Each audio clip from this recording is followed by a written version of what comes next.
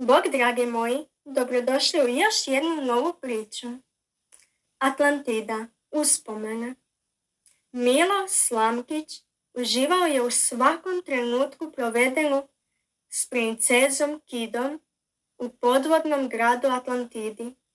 Ipak, u posljednje vrijeme sve su mu češće navirala sjećanja na negdašnji život na kopnu.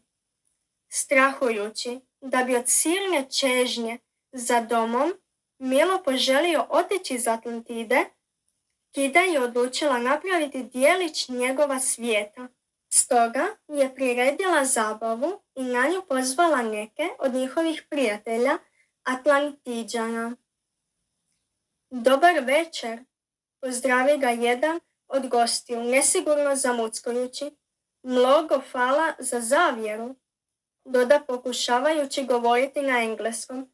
Za večeru, ispravi ga Kida, dok ju je Milo zbunjeno gledao ne shvaćajući o čem je riječ. Nismo imali vremena bolje uvježbati, odgovori Kida na svom jeziku, postiđeno se osmjehunuši. Mislila sam da bi volio ponovno čuti svoj jezik, tako bi barem na trenutak osjećao kao kod kuće, objasni ona. Sutradan Mila probudi iz zasljepljujućeg snop neobične svjetlosti koja mu je sjala ravno u oči. Oprosti, ispričavala se Kida. Možda sam malo pretjerala, uzdahne razočarano. Što je to? Upita Milo škiljeći. Kristal, odgovori Kida. Trebao te podsjetiti na sunce, doda iskreno. Ne razumijem zašto se toliko trudiš da se osjećam kao kod kuće, začudi se Milo. Zato što ne želim da odeš, odgovori Kida slegnuvši ramenima. Da odem? Upita Milo zaprepašteno. Otkud ti takva ideja? Zato što ti nedostaje tvoj stari dom. Zar nisi rekao da ti nedostaje? Podsjeti ga Kida. Pa da, vjerojatno jesam. Ali to svakako ne znači da želim napustiti Atlantidu, odgovori Milo odlučno.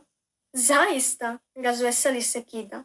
Naravno, iako mi ponekad i nedostaje moj stari dom, nikada ne bih mijenjao svoj novi život u Atlantidi za onaj prijašnji, reče Milo. I neka te ne brinu moje uspomene i sitnice koje čuvam u znak sjećanja na svijet u kojemu sam nekad živio. Sada je moj dom ondje gdje si ti. Nadam se da vam se svidjela priča. A mi se uskoro vidimo u jednoj novoj. Bog, dragi moji prijatelji, voli vas Snjeguljica.